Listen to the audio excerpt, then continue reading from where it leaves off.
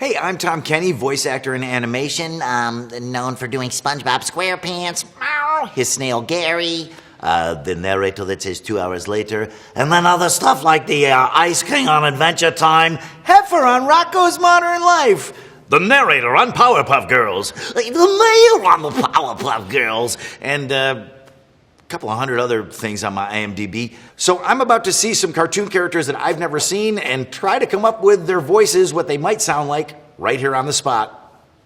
Great, yeah.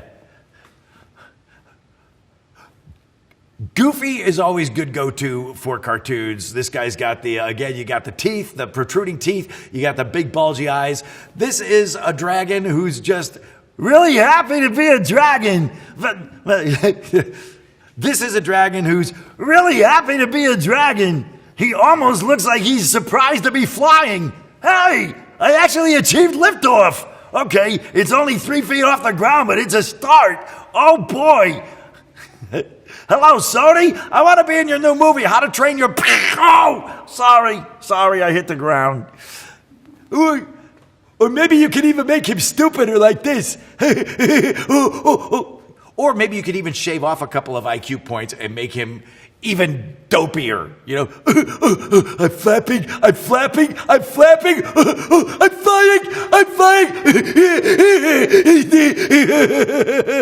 Of course, the master of that kind of character is Bill Fagerbacke that does Patrick. He would have this character nailed.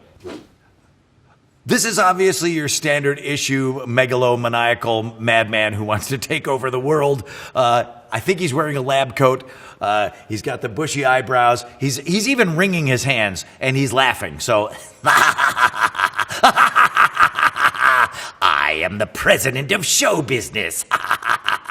My master plan is to make sure that every movie released is a superhero movie.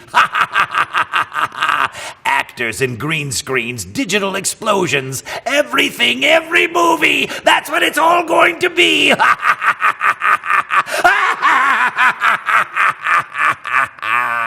Sometimes when you're auditioning for stuff, they tell you exactly what they want, but you're kind of trying to find a back door to it, maybe trying to find something that pops a little, that's a possibility that they haven't thought of, but that still fits. So maybe you'll give him some sort of an accent like that, some sort of a, oh, I've got it. My master plan is almost reaching fruition. Yes, soon. Let me see. Let me do that again. My master plan. He's kind of got a Mr. Magoo look too. Magoo, late for his eyebrow threading appointment. Sometimes they'll say no accents. We don't want any accents, and you go, I'm going to put a little accent on there that maybe isn't 100% an accent, but look into my eyes, look into my eyebrows. That's where my power is. Oh, let's see. So this is a frog, but he's a very fancy frog. Froggy went to courting, he did ride, a sword and pistol by his side. Where is my pistol? Oh, there's no place to hide a pistol when you're wearing these leg breeches. He's sort of snooty, he's got his nose literally in the air. Well, maybe you could give him some sort of a foreign accent. I am a frog. I am a French frog. Is that an oxymoron? No. Wait a minute. Here we go. I don't want French people. I don't want French people mad at me. Okay. Yeah, here you go.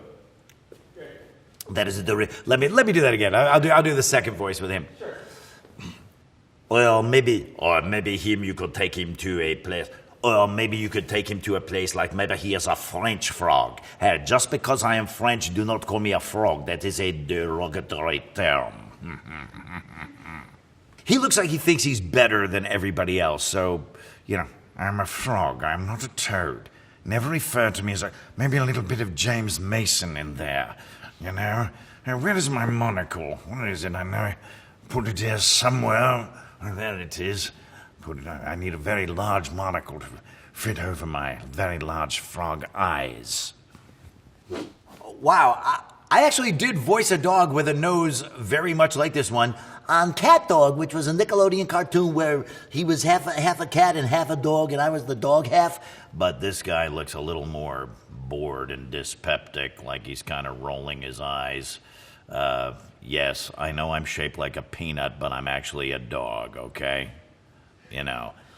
Or he's also got the teeth, so maybe you put a little bit of the teeth in there. Yeah, what are you looking at? You know, sort of like that. Well, just keep walking, okay? Nothing to see here, just keep walking. Half-lidded, big nose, so maybe... Here, maybe... There's that big nose, so maybe you'd put a little bit of that in there, like it's always full of phlegm.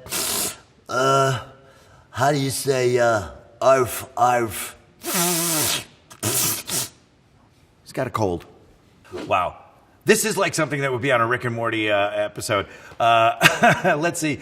Obviously, very bored with life. He has the mouth is pulled down. He's just beaten down and bored. I look like a thumb with a briefcase. That's all I am.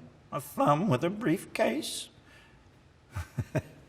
When you see a character like this, you know they don't want anything bright and like da da da da da da da. They're not looking for energy. This character obviously exists to be beaten down and just to be a beaten down wage slave with a briefcase. Oh well, on the bright side, I only have 35 more years till retirement. It's basically look at the picture, think what he might sound like, make your best guess, roll the dice, and cross your fingers. It's a weird way to live. The goal of animation voice acting is the same with on-camera acting. You want to just inhabit the character and do a performance that feels right and makes that character feel like it's alive and really exists. So that's where the crossover is. Usually with animation, it's an auditioning process where the first thing you get is a picture of the character, a drawing of the character, and maybe a breakdown of his personality. With SpongeBob, it was almost instantaneous, where Steven Hillenburg knew what he wanted and knew what he wanted that character to sound like. He knew everything about what he wanted his show to be. He had the show in his head, the way it sounded, the music, the graphics. It was almost like he was watching a movie in his head, and I could sound like the guy that he was hearing in his head. So I got the gig pretty instantaneously, which is unusual. SpongeBob was one of the few characters where I looked at it and I said, man, if I don't get to be this guy, it's gonna bug me forever. I really felt like I had to be this guy, you know, this character. And I've never had such an emotional attachment so early on to a character. I wanted to voice him. Well, when Steve broke down SpongeBob for me at the first meeting, he said, this guy is half a child and half an adult. He has a foot in either camp. He goes to school like a kid. He has his best friend and they hold hands and skip around, but he also has a job at a restaurant and lives by himself and is self-sufficient. He's kind of a man-child.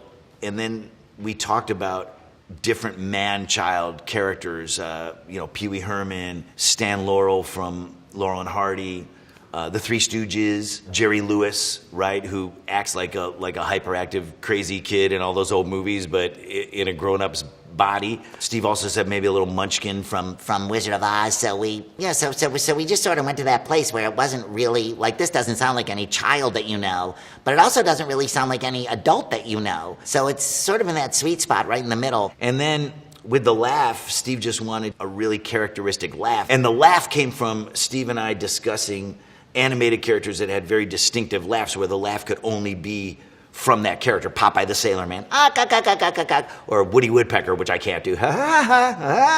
So what does this guy's laugh sound like? He lives in the water, like maybe it's kind of a semi-dolphin sound, like when Flipper would come up above the water and go, and he goes, yeah, that's great. Everything with SpongeBob came so easily, and I attribute that 100% to Steve just having the vision and knowing exactly what he wanted, like almost in a J.R.R. Tolkien way. Like he knew the world that he wanted to create and every aspect of it. So it was easy for him to lead you there. And when he heard what was right to him, that was it. So hopefully that gave you a little glimpse into my approach to voice acting.